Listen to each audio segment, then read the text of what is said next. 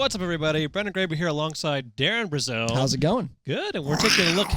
Yes, we're taking a look at the new trailer for Jurassic World. It sounded like a kitty cat. Let's be honest.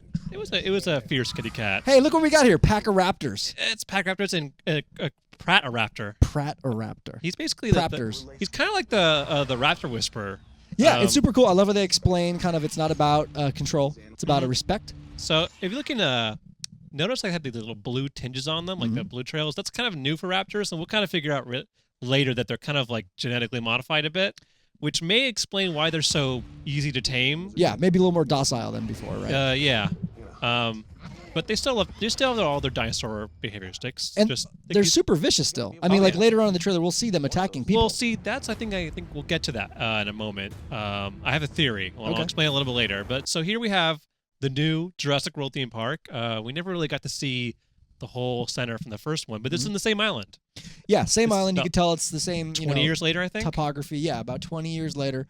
And what's super cool about this is we've actually seen this kind of evolve through the trailers, right? Now it's a lot more fleshed out. That main visitor center, it looks like, is in the background. And you can see it's pretty much advertising to a large tourist. There's Japanese. There's some other language on the right. I can't make out. On the left, on the blue banner, it says Mundo Jurassico. That's Spanish. Yes. And what's also cool is you also have brands in there, too. There was a Columbia sportswear shop on the far right, too.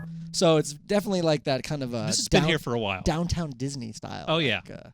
And this little callback to the first movie, which now much safer. Than a giant rover. Yeah, not much safer. And the thing is, you're going to see this a lot in this trailer. We're going to talk about a lot of callbacks. And we're in the second one here, right after that shot. Callback 1, callback 2. Callback 2, you see the goat, right? Which is sitting there, and then, boom, the T-Rex eating it, which is also, I want to say, this is a really cool setup, the whole glass thing in a redwood. Oh, I know. It's awesome. That's huge. Yeah. I want that to be a real thing. I think it would have been so much fun to be the guy that was designing kind of all these attractions, you know, like for the movie, just because you get to have so much fun as far as like the logs like that. Like I've always wanted to design a zoo. Oh yeah. So cool. This is I believe it's a Basilosaurus. I think you pronounced that absolutely correct. I hope so. It's like a giant whale dinosaur. Yeah, and that was the first time we saw that they have an underwater viewing area for this thing. We've seen the above water one, so that's pretty cool too. So you get both experiences. So here we see the genetic modifying chamber where they're kind of making adjustments to dinosaurs to kind of like bring in more attractions. And I think that's where the docileness comes into play. And then they go all out and make this guy the Indominus. Such a bad idea. Now go forward a little bit here, because do you think it was our favorite genetic scientist, the man who survived throughout the Jurassic Park legacy? Wu. Henry He had a bit Wu. part in the movie, but he actually had a larger part in the book. He was the chief geneticist for IGN, and he kind of was the guy who brought dinosaurs to life along with Hammond. And it was interesting, in the book, he was actually all for doing more mutations and genetic modifications to make him more docile. Hammond said no. That never happened. It looks like he got his way in the end. And he's not good at accepting failure. When everything broke out and they were breeding and stuff, he was like, "Oh, my thing worked." Like, no, it didn't, dude. You screwed up everything. So he had a very innocent kind of behavior in the first movie, though, right? Like he was just super gung ho about what he was doing. Oh, he wasn't really thinking about the consequences. And I'd be surprised if he's still that way, or if he is a little bit more, conniving in this movie. Hopefully he read the book, because he died in the book. Hopefully he read about himself. Yeah, so he's like, hey, I died in the book. Maybe we should play it safe. And now we see things are starting to go downhill. And this trailer just gives us so many looks of this new dinosaur, the Indominus Rex, right? Like, oh, yeah. Like, we haven't seen much of him before, minus a couple claws here and there. In this trailer, like, every shot, he's in it almost. So yeah.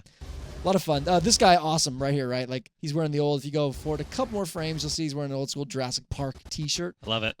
He also has dinosaurs all over his desk. You'll see him in another scene, too. So it's fascinating, right? It goes to show you that Jurassic Park, at least at some point, took off, right? To have enough merchandise. Oh, yeah. It seems like it wasn't isolated just to all the events we saw. Like, it eventually broke out and became worldwide, For some reason, after everything went to hell in the first they one, still opened and the park. a T-Rex destroyed San Diego, they're like, you know what? Let's give it another chance. Give it another chance. Let's keep going. No, but that's cool. I mean, I think I hope they actually fill in the gap a little bit, right, with some exposition and talk about what's happened in the last few years to get to this point. Yeah, I mean, so far the only character we've seen return is Henry Wu. Yeah. Nobody else so far. Well, I mean, it's been a while, so all been eaten. they probably don't want anything to do. Here we see the ACU, as you can see on his hat. It stands for Asset Containment Unit. Interesting. I love when they refer to them. That's the second time you'll see in this trailer them referred to as assets, right?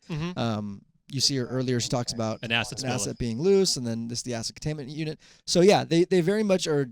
I don't know if the word is dehumanizing, but de-animalizing. De-dinosaurizing. They're just property. Yeah, they're just property, which is a very just shallow way to look at these creatures, and I can see how they get in all the problems they get into. Yeah, this gives me a whole Deep Blue kind of vibe. Deep Blue, see like the giant shark that had a modified brain. If only and got smart. And if only they have a scene with Samuel Jackson just he randomly could come back just to get eaten again. But this is crazy, right? He had his own tracking device. Yeah, so crazy. And there could have been a good spot for product placement for an iWatch there, but they messed up. But yeah, I mean, this would have been. It's so crazy to think that like this dinosaur is that smart, and that's what they're really building up here. And I hope that adds to the element of horror to this movie, because this trailer is full of action. Oh, yeah. But the one thing, if you remember watching the original Jurassic Park, was it was scary. Yeah, it was. You were scared, and I hope that. And this trailer actually is a lot of action, but there is elements of horror. I mean, even that shot of the body being dragged into the forest like that is a very horror style shot in cinematography. So I'm hoping to see a lot of those horror elements. So one thing I want to point out quickly, you actually point out that spoilers. Poor old Craig, the trooper, is no more. Craig doesn't make it. So if Craig's your favorite character, I'm sorry. Neither is this guy, because you can see his face on the top there. He's also flatlined. So many big spoilers. I want to dedicate this rewind to Craig. Craig and Nameless Man. Sorry to see you go, buddy. Nameless Commander. Lee and Myers, hope you fare better. Yeah, they still have a chance. And then now we see in this scene that it's out and it's killing dinosaurs just for fun, just for sport. So cool. Not for food. Not even hungry. Yeah, not even hungry. And here we have this is hang on, I have their names here. I'm fascinated by these two kids, by the way, because unlike the other the first movie, right, where you had John Hammond's grandchildren, these are just two kids, I think. Well, right? no, they're actually they're Zach and Gary, and they're nephews of her. Claire. Oh, they're related. Claire Deering. So yeah, this seems to have a trend where if you own a giant dinosaur park, let's send your relatives. Your they might not die. But it looks like they survived though, because we can see him hit by the Ankylosaurus with the giant boulder tails. Yeah, and if you go back there, you saw the T-Rex actually was in the background there too. Yeah. So is that the Indominus? I can't tell actually. If you go forward I think it might more. be the Indominus, if only for a reason I'm coming to when I told you about something about how they were attacking earlier. So they're firing, which is doing nothing. Look at this right there. That is a big mouth. That is the worst thing you want to see. It's the last thing you'll see. It's the worst last thing you can see.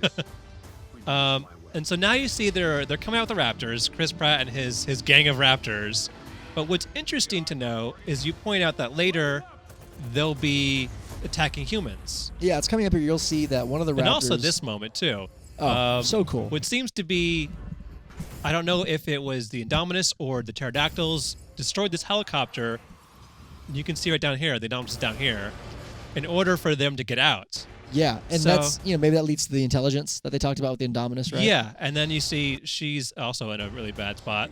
And then he says right here, the guy with Chris Pratt, he says, something's wrong. They're communicating. Mm-hmm. And then now we have a shot later of the raptors attacking. There it is. So what I'm thinking, this is not, well, it could be spoiler. I don't know. This is my theory, is that in the beginning, Chris Pratt has the raptors on his side, but then the Indominus starts talking to the dinosaurs and says, hey, do you want to bust out with me? We're going to turn on the humans. And that's why... the raptors are now turning on them, and then now you see that also he works with them like this right here. He roars at them, they back off, and then the next scene, they're now attacking humans. Oh, so you think he's got some either really good communication skills? Oh, yeah. I think he knows how to communicate trickery with them to go, let's take this island back. No, I think that's great, right? Because except for this guy. This guy's like, I'm going to eat everybody. Yeah, I think that's great because especially if they made, you alluded to earlier, they made the raptors more docile, but maybe... it wasn't they made them docile. Maybe they just made them more susceptible To right? communication. To communication and more susceptible to understanding things. Mhm. And so now, yeah, if you have one of their own, another dinosaur, kind of coming in and saying, "Hey, like I will lead you." Imagine Planet of the Apes, right? Yeah. Very Planet of the Apes style with Caesar. I can get behind that. I could buy into that and actually see this as being a really cool movie. And that'd be a fun twist if that's the case. Yeah, I could totally see the horror aspect come from you think you have control, Yeah. and this dinosaur just takes control back.